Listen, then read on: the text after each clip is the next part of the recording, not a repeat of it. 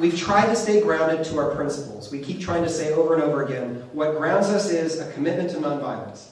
On this, we are totally, firmly unshakable, and we will not budge. Peacemaking. And what does that mean to make peace? What does that mean to speak about things like peace and mercy in a multicultural, bilingual society? Those are the things I've been talking about. But the New Testament is a violent set of texts. And we, through the power of the Holy Spirit, have heard the call to nonviolence despite that fact. Not because of it. Violence is really hitting us hard in Rochester. Just a week before I came, one of my children, my 16-year-old son, Daquan, was attacked by a group of guys getting off the bus. They wanted to steal his cell phone. 1 in 3 people in the U.S. knows someone who has been shot. So if we think that this is just an issue of the underprivileged, we're kidding ourselves, and it's because we've been turning a blind eye time and time and time again, and because we are all ashamed of how we keep on killing one another. Notice how you start to unpack one story, and it's the whole big story. It's all linked. Talk about.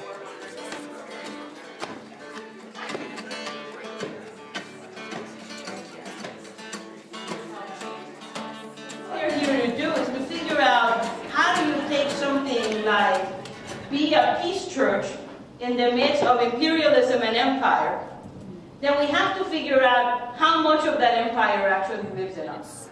The third or fourth time that I've heard her speak, and every time I walk away completely changed person. You know, I feel like every time I'm about to be changed again forever. I'm going to give you 5 minutes. See if you can come up with a definition of racism. A system of privilege based on perceived phenotype. An ideology of superiority. For in the same way they persecuted the prophets who were before you.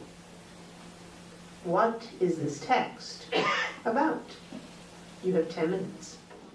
The point of that style of Bible study is to decenter the PhD in the room as the expert.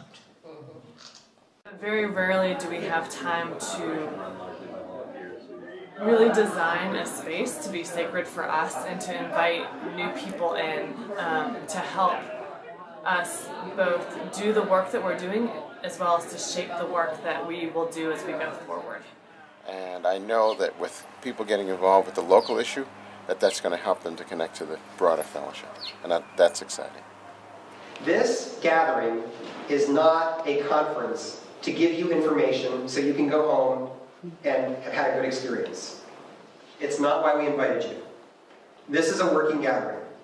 So we've designed the whole thing so that it would give all of you the opportunity to really engage and shape where we go from here. Just really spirit-filled. You know, there's a lot of humility, there's a lot of understanding and experience and skill, but that's not what people's leading edge is. People lead with, I'm just me, and what do you think of this, or what do you think?